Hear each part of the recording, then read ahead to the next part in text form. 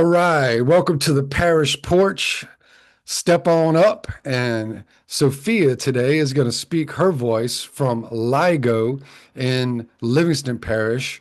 LIGO is an acronym, is that the right word? For a Mhm. mouthful of a statement, which is Laser Interferometer Gravitational Wave Observatory.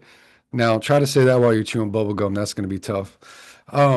So, LIGO is one of two, am I right? One of two of these devices that are built in the entire world. We have one here in Livingston Parish, so we're going to learn about it today. This is cutting edge science.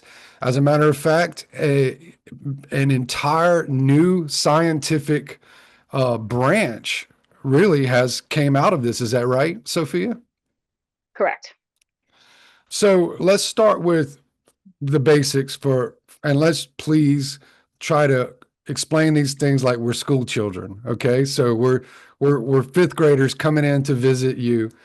And so what is a gravitational wave? That is a great question.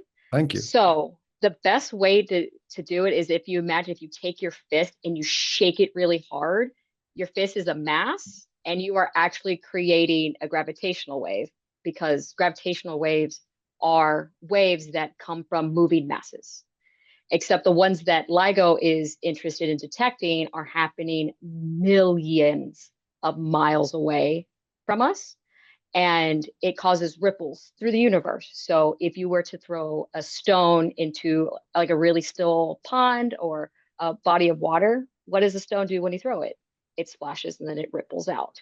So that's what's happening out in the universe. These ripples are starting from a center event, which is what we are detecting. It's usually black holes colliding together, neutron stars colliding together, or black hole and neutron stars colliding together, and then sending out. And it's this violent event that sends out an immense amount of energy that ripples through the universe and will pass through Earth. And our instruments are the ones that detect them. And I mean, so it's violent is like a interesting way to describe it. I mean, but it's such a good description actually. Because so when a black hole is created, right? I, so for people, we'll try to give some kind of an explanation. Um, Essentially, what's happening is an implosion of of matter instead of an Mm-hmm. explosion, an implosion of matter tearing a hole in the literal fabric of space time, the So literal the fabric, right? so the tearing is a very interesting theory. Right, right. So if anyone has ever watched the movie Interstellar, There you the go. one with Matthew McConaughey, um, I like to joke that that should have been a LIGO movie and not a NASA movie. But and I say that because the scientific reference person on that movie was Dr. Kip Thorne, who is one of the co-founders of this project. And so this like tearing and wormholes and all of that come from these theories like this could happen in the universe. We don't have enough evidence to say that yet, but there are these theories about it. So when it does come to black holes and neutron stars, we talk about them together, but the main difference of them has to deal with their size. And when we talk about things out in space, we're talking about massive objects. Like they're so big that instead of dealing with huge numbers, we just give them new units. So I like to tell people, like, what would you rather have in your pocket right now? 100 pennies or a dollar bill? What would you rather have?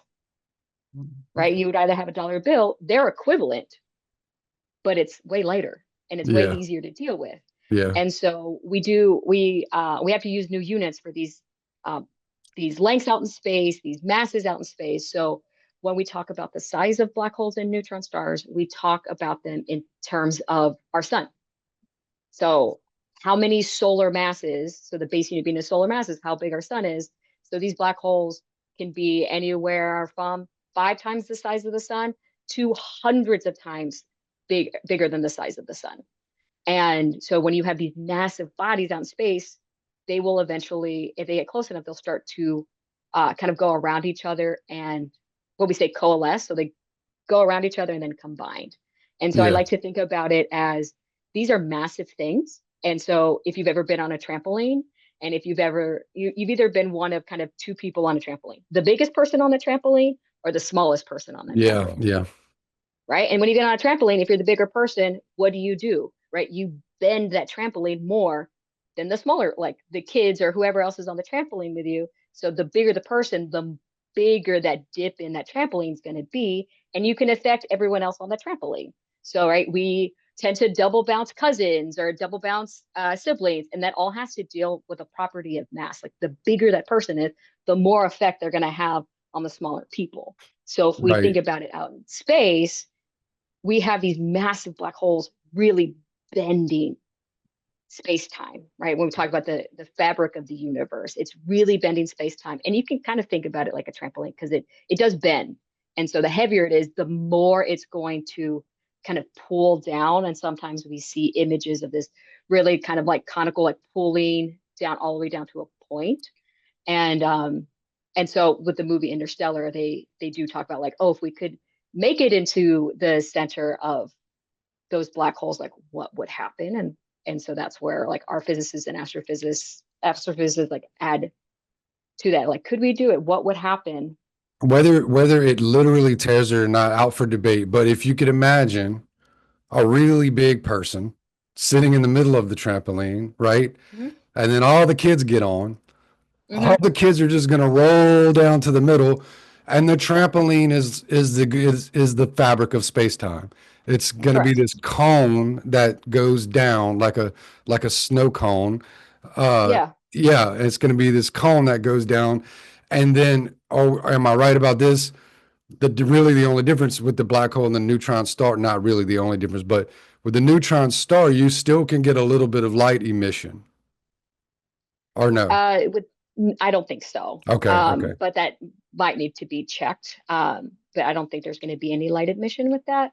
But right, if you have that big person in that trampoline and all those kids around him, what Yeah. happens to those kids? They get kind of sucked into the middle. Yes. And so the smaller it is, this so their effect on the big one isn't seen as much as like the big one on the smaller ones.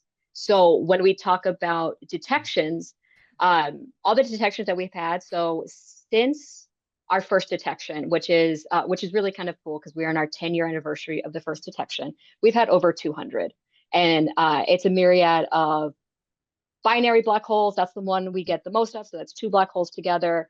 We'll get two neutron stars together, and the ones we really enjoy trying to find or prove are the black hole and a neutron star because it's a little more difficult to pull the size out of them. Like what size is the black hole versus the size of the neutron star?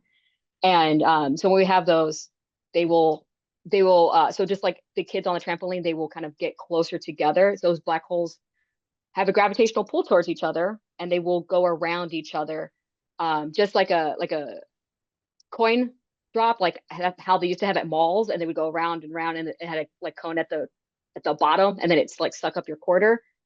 They do that until they coalesce and they combine, and then they make this bigger black hole. And the Yeah. gravitational wave that comes out of that is going back to that pond, that rock in a pond, where you have that violent explosion in the middle, that splash, and then it ripples out.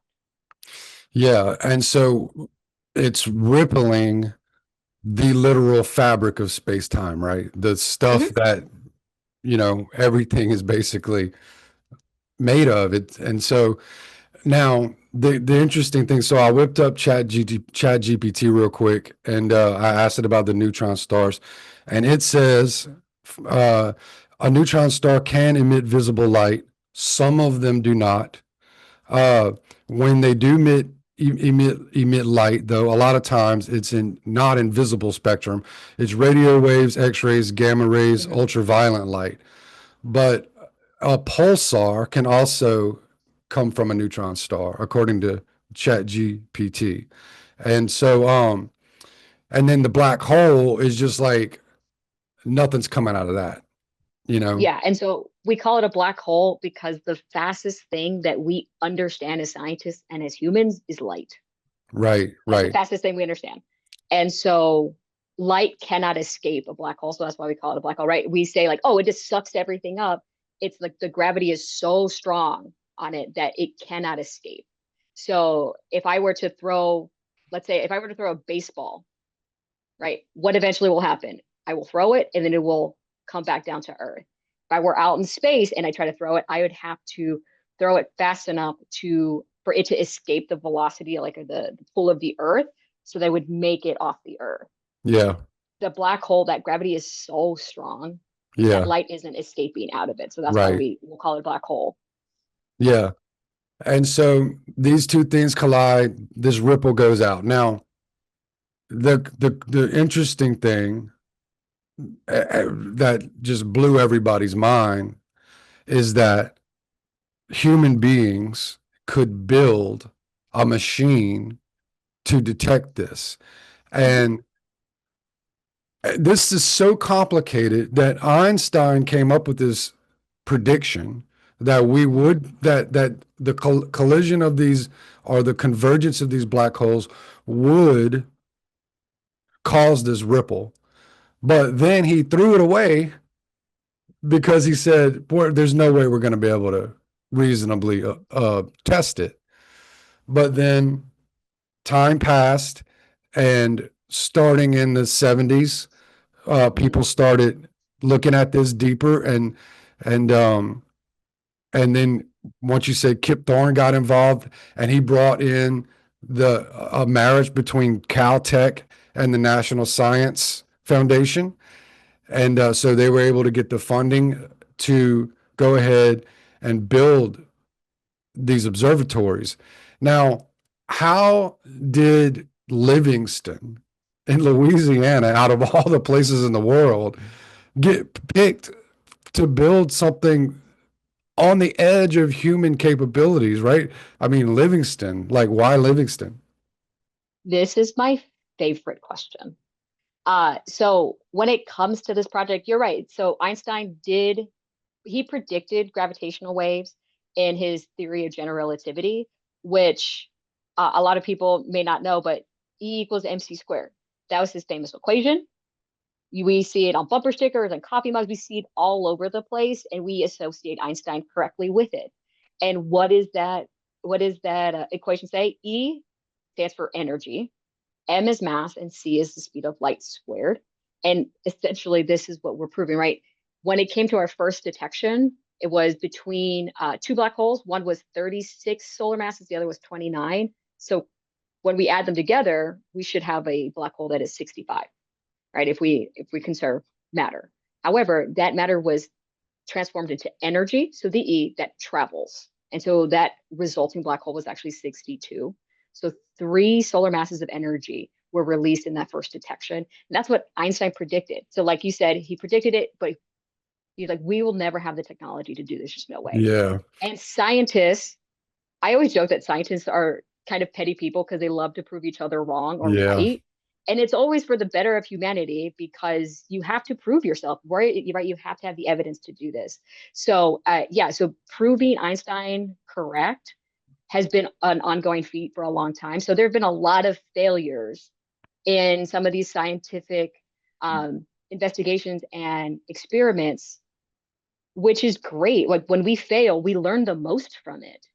And so when it came to the using the interferometer, it is a Michelson interferometer, which is it takes a laser light and it splits it into two beams. So there, when it comes to lasers, they have two beams that go into it, like when we talk about polarizing sunglasses. And so we split it into two directions, and then we reflect that light uh, between mirrors, and then we bring it back together. And so the thought of this project and wanting to do it is took a really long time because there were a lot of failed experiments first. And so people used like one of the earlier ones was called a Weber bar. I love bringing that one up because he was a professor out of the University of Maryland, which is my alma mater, and so I feel like that connection to it. But it wasn't successful. There was a lot of issues with it and having to deal and take out ground vibration. So when this project came to be, they so it wasn't just Kip Thorne. Kip Thorne was a part of a team with Dr. Barry Barish and Dr. Ray Rice. And so Caltech and MIT are both partners with this. And so between the two, and put up this idea towards the National Science Foundation, and that is how we are funded, is through the National Science Foundation. So through tax dollars, to put this project together. Like, how can we do this? And so they always knew they wanted to build two, right? Like how we have two ears, and two ears helps us with directionality. Where are sounds coming from? If I know something's coming towards the right side, my right ear will pick it up first, and then I will turn my head and figure out where that sound is coming from. But I don't have to see it to know it because that ear picks it up first. So the idea Let was, me ask you, let me interject right there. So they built two so that once they detected something, they would be able to know where it was coming from out in the universe and to pinpoint help it. with it. Is Yeah. that right? I just want to make that clear. Yeah. Yeah. So there was, the plan was always to build two to help with that pinpointing of Yeah. location, but also to rule out um, earthbound things. Right. So Yes. when the problem, one of the big problems we have is like we are on the planet, and the planet is always moving. Like, so as humans, like we're really loud. The cars that we drive, the amount of deliveries we get, the trains that go by, thunderstorms, right? Hurricanes, earthquakes, the ground is always moving. So having two helps to separate out some of these noise, because that gravitational wave will pass through the earth and it'll hit both locations. Yeah. And so, yeah, so when it came to the two, it was part of a proposal. So there was a handful of sites, and Livingston and Hanford, which is our sister observatory out in Washington State, were a pair. There were a few others like Vegas in Maine, Syracuse in like Tennessee. So there were a bunch of other pairings that were up for this proposal to have the locations to have these labs built. And so one of my favorite kind of fun facts about it is that the Hanford site where our lab is the same Hanford site that produced plutonium for the atomic bomb. Oh, wow. So yeah, so if you've ever seen the movie Oppenheimer, they talk about the Hanford site, and that's where they produce plutonium. So I joke, Wow. I watched the whole movie for my Wikipedia, be like, this is the same place. And so I could go on a rabbit hole about it. My husband is like, you didn't watch the movie. I was like, I was getting a lot of historical context here. Uh, and Yeah. so and so what's nice is that that land the government already owned. And so yeah, the question is why Livingston, Louisiana? And in an easy way is that we could purchase cheap flatland. Ah, okay. Yeah, So there's one in here in Livingston and there's one in the state of Washington, right? correct. Okay. Mhm. And so we'll give a little bit more history. And so in the mid 90s, as when construction started, I do believe, I think it was Correct. 1994. That's when it went, and then we broke ground in 95. Yeah, 95, the year I graduated high school. And but I didn't find out about this till way later when I got interested in science and started following Neil deGrasse Tyson. And the first discovery wasn't made until 2010, right? Uh 2015. 2015. Okay, so you turned on, no. So the first discovery was made in 2015. The Wow. first detection was 2015. Correct. Okay. So that is a significant amount of elbow grease there. Um, so well, I think it was 2010 whenever I think they took the whole thing down and rebuilt it. Correct. Okay, Yeah, okay. so we did upgrades. So, Right. as good science does, we are always upgrading. We're always trying to improve. So, with that timeline, so like the proposals, everything got accepted like 92, 93, 94. We broke ground in 95. We were done building the lab site in 99. And then we turned on everything for the first time in 2002. Yeah. And so from 2002 to 2010 is what we call initial LIGO, where they ran it and we learned a lot of things.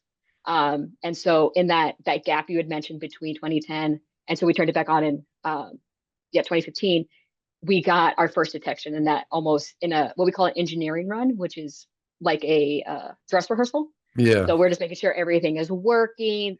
The scientists do a lot of tests, like dropping textbooks and making sure that we can still see signals, even though we have these like vibrational disturbances. And so yeah, we had to learn a lot. Yeah. from initial LIGO. And so, but like good scientists do, they are always looking to improve. How do we fix small problems? How do we fix big problems? How do we make better? How do we make how do we make the whole thing just better? So we are in the last part of our current observation run until November, and we'll come offline again to make some big improvements as well. Wow. Okay. So they worked on this thing from about 1995 to 2010. Uh, and they were like, okay, we gotta upgrade some stuff. So they go back in, they work on it 4 or 5 years, they turn it back on, and pretty much as soon as they turn it on, they they detect a gravitational wave. Now, let's explain to the audience how small one of these waves are that's traveling through the fabric of space-time. Uh, how would you give an example to a fifth grader of how small is this thing that we are trying to see? It is smaller than the subatomic particles that make matter. So if we're right, if it's a student, it just, and this is even too big of a scale, but imagine trying to measure the displacement of water if you added 1 drop of water to Lake Pontchartrain. Okay, so how That's much change of in uh, the entire lake would there be if you by dropped adding one 1 drop of drop water, of water? right? So Holy that cow. it's a big, it's a wild, wild concept to try to Oh, understand, that's pretty wild. but it's even smaller than that. So the first detection moves 1/1000th the diameter of a proton, which is an insane sentence.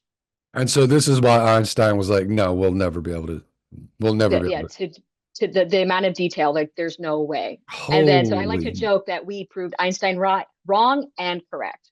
Like, no, we were able to create and do this project and make an instrument to do this, but you were also right that these gravitational waves exist. So the crazy thing is that now we see them happening quite often, right? Like these things we are measuring, we're not really seeing, but we now we've I don't know, hundreds of them. How many have you guys been able to detect now? We have had over 200 detections since the first one. Wow. So that's about Wow. 200 over the last 10 years. And then as of most recently, I think uh there was a detection where these the spinning was so intense that it's pretty much right at the edge of what physics would allow the spinning of these black holes that was detected in the most recent detection. I saw some news articles that was released a few weeks ago or maybe a couple months ago, but it was pretty recent. And so that leads me to say like where can this science take us? That's a great question, and it's pretty open-ended. There are scientists, some scientists want to know like what is at the edge of our universe, what's going on in our universe, and it can be as wide as what's going on, understanding the Big Bang or understanding other just wild concepts of astronomy, to also how can we make the most sensitive instrument on the planet, which can also have like industrial applications as well.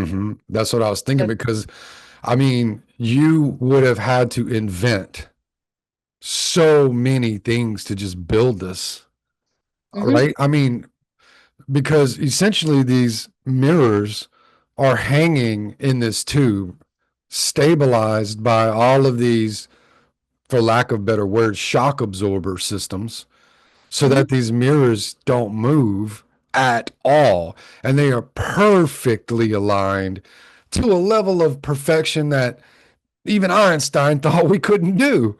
So all of the materials that had to be developed and invented, right? So if you have a kid who's maybe scientifically interested or inclined, and maybe would want to look at like, hey, where are some of the fields, most everybody's mind today is on AI, but maybe this is, how big is this field getting? And what is the actual field called when you're studying things like this? So this would be astrophysics, would be a lot of it, but there are more. It's more than just astrophysics, astronomy, and physics. Our staff here, between our site Hanford and anyone associated with the project, is really wide varying. So yeah, you have physicists, astrophysicists, astronomers. You also have engineers. You have detection engineers. You have vacuum engineers. You have technicians. You have there's just so it's All of the because material sciences probably too. exactly. And then where does all that data go? Computer scientists had to build these systems or improve on existing systems to be able to take in all this data. How do we interpret the data? So there is data analysis, there's IT, there's so much that goes into this project. And so what I loved about science and what I've always loved about teaching when I was a teacher for science is that like if you are interested, no matter the age, from itty bitty to an always learner. Like I always joke with adults, like you're my big scientist because you're never done learning and you should never Yeah. be done learning. Just get into it and just like if you're find it interesting, just go. There's someone who is doing something and they would love to answer your questions. And so what's really nice is that we do have so we have like our staff here and then we do have like a rotating cast of graduate students, PhD students. We have fellows who will come from different universities and work here for a couple months because their project is just one itty bitty piece of this gigantic puzzle.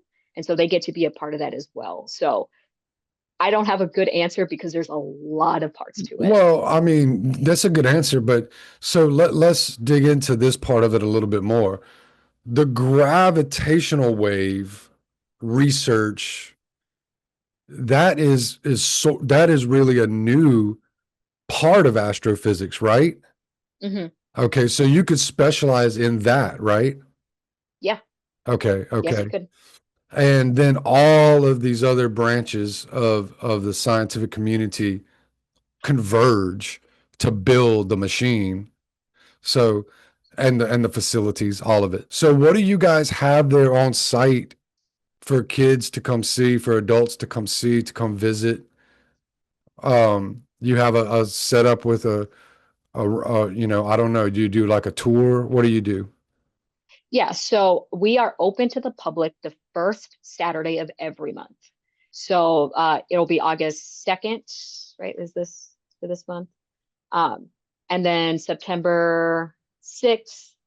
And so the first Saturday every month, we are open to the public. It is called Science Saturday. We're open 10 to 4, and we do have tours that go around. So our staff does it. So it's either the outreach staff or a staff scientist or a grad student. So you could come multiple times and have a different tour because you're just getting someone else's perspective on it. So like they really know about the instrument and they can tell you a lot about it. Whereas like for me, for an outreach, I can give you a lot of the basics and then point you in the right direction to who's going to have more information about that. And so Science Saturday, and then we do like a rotating theme. And so we have hands-on activities in our lobby that that kids love and that adults love too. And then we also have what we call our exhibit hall is full of about 40 exhibits. So it's like a small science museum. And most of those exhibits have been built by the Exploratorium, which is a science museum in San Francisco. They are one of our partners when it comes to the Science Education Center. So Science Saturday is the best thing. And then for teachers who might be listening, we offer field trips during the school year. Those you have to put a request in, and then we over the summer we do teacher workshops. And so we do about two week-long teacher workshops over the summer on just science concepts, and then we also link them back to LIGO and like the kind of the LIGO science. And so, and the goal of that is just to improve content knowledge for teachers. When I was a teacher, I used to come to these workshops and I would bring my students here on field trips. But Science Saturday is open to the public, 10 to 4, and then we have tours that go out all the time. So, if you want to come on a Saturday, should you pack a picnic basket, or do you guys have a little refreshments or We have a water fountain, and that is about it. There's nowhere to purchase food or drink on site. And so, yeah, if people are coming, pack a lunch or a snack. We do have a covered pavilion that is available to people. And then there's also kind of like the kind of eatery shops or like the diners and stuff around Livingston. But I would just be prepared, right? If you suffer from hunger, be prepared for that. yeah. All right, so all of this got put together. This was a project that was really birthed with Einstein and then really enhanced in the 70s, gets funding in the 90s, and ends up in Livingston Parish, which is pretty cool, Mhm. if you're from here and you live here. And so I'm highlighting that we have Caltech involved, we have MIT involved, we have the National Science Foundation involved, because there's so much negativity in the public sphere about some of these institutions, right? Mhm. But yet here we are, right in our backyard, which most people that live here don't even know. And this is from these major institutions that fairly get some criticism. I'm not saying it's not fair, but there's another side to it. There's employment, there's career opportunities. Um, does the LIGO facilities employ anybody from the local community? Mhm. Okay, Yeah. and then So go yeah. ahead. No, you go. You're good. Well, I would imagine also we're bringing in people to our community from elsewhere who come from maybe Canada or another country or California, Chicago, from these major institutions that come and visit, that come and work here for maybe a year, maybe 6 months, right? All of that's happening. So it is a piece of the economic engine as well, right? Correct. It's a big investment. What kind of money are we talking about for something like this? Like when it was kicked off, like 100 million, a billion. What do you know? Yeah, so LIGO is the National Science Foundation's largest investment. Oh wow. And so we're about $1.1 billion at this point, but we've also been in operation, right, over the last 30 years from since the kickoff, since we were breaking ground.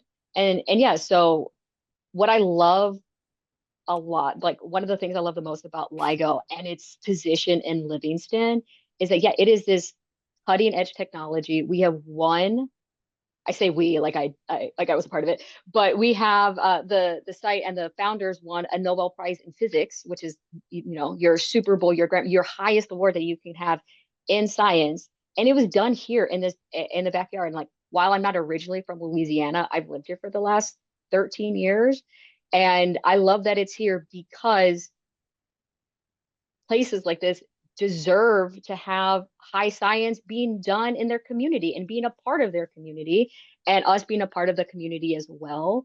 And so, especially when we have like science Saturdays, people will bring their church groups, their scouts. We had a lot of book clubs, just historical societies, and they just want to come. And it's the science is here for everyone, and it's such a great opportunity that we are here because right LSU is also involved. We have involvements from other universities across the state, across the country, and across the world, and it does bring in different people that and ultimately end up staying and living here. So do you have any idea of what the scientists themselves now, with all of the observations, imagine we might be able to do with this observation? Okay, now we know for sure there's gravity waves. We know for sure that space-time moves in this way, is affected in this way by these gigantic mass objects. Do you have any inclination of kind of what might that lead to? That's a great question. I think it is open-ended. I know right now the kind of focus is expanding our range. And by our range, like how far out in the universe are we able to detect these things, right? We can't see everything. And so this morning I actually did the math, and our current range right now is 175 megaparsecs. And a megaparsec is one of those units where like I could give you the number with the units that we traditionally use just like as people, and that would be ready for this. So the how far out we can see is 3.346 trillion, which feels like a made up number, but it's not. It is 3.3 times 10 to the 21st. So we are adding 19 zeros to 3.34, which Wow. is an Is that enormous miles, number. kilometers? What is that? That would be miles. Miles. Okay. Yeah, so that's how many miles out we could see out into the universe. Say that number But again. ooh, 3.346 trillion miles is our range. 6 trillion. Mhm. Oh, wow. Okay. It's a I big don't even know. Yeah. it feels made up It feels because incomprehensible. Yeah. yeah, because like and what other way do we encounter these numbers in our regular life? Yeah. And we Well, don't. a lot of So we times, call it a megaparsec. okay. And a lot of times people talk about that in distance of light years too, right? Yeah, so a megaparsec in light years, it is 3.36 light years is a parsec, and then a megaparsec is a million parsecs. Oh, Lord. Yeah. Yeah, So, it's fun so because a light year is a measure of distance. this upgrade, you guys are going to try to see out further. Is that Hmm. part of it? Yes. And What so to be else? able to see out further is to increase our sensitivity to things Ah, that are out that far. Right. So okay.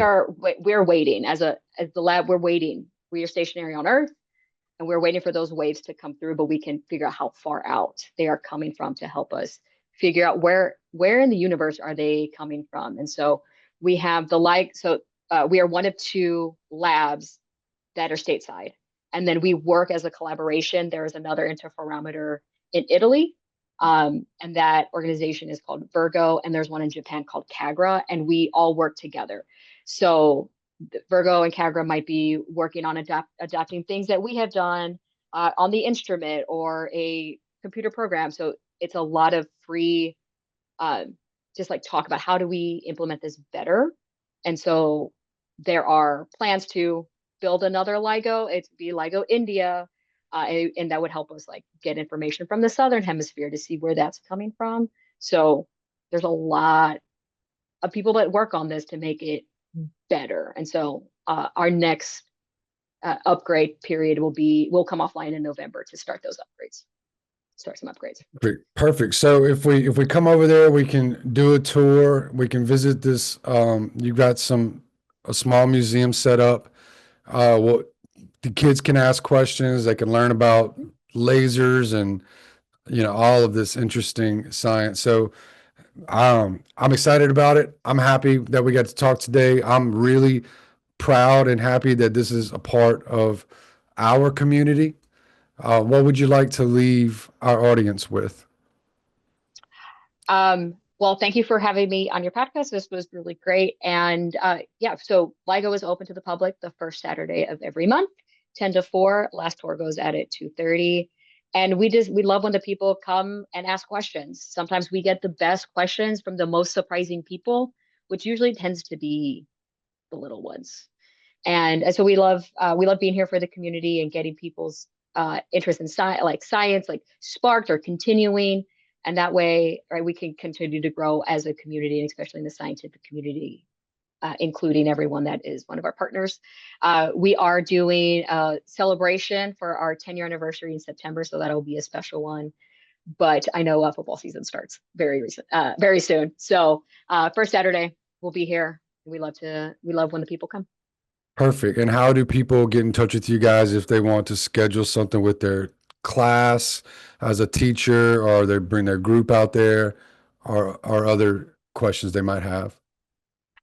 The best way to do it would be to email us. Our email is outreach at ligo-law.caltech.edu, or if you Google LIGO Livingston and then whatever you're looking for. Google You got to put the LIGO Livingston. Livingston and that email. We will put that email in the show notes. Perfect. That sounded like a Um, long one. I'm not going to make you say it again. yeah. And then yeah, so I say put the LIGO Livingston if you Google it, because if you don't, you might end up getting information for our Hanford Yeah, site, and they don't do it on the same days that we do. So that would be the best way. totally. LIGO Livingston, everybody. And so thank you, Sophia, for coming today. What a fun thing to be doing. I wish I had your job. I'll trade you. And we'll go from there. So, Yeah. again, everybody, thank you for being here, for stepping up on the porch and listening today. If you want to be a guest on the show, if you've got something relevant to our local culture, to charity events. We are here for you. Step up on the porch, use your voice, and speak up. There's so many interesting people doing great things in our community. So please come on, tell your story, be known. With that, we'll let it go. Bye bye.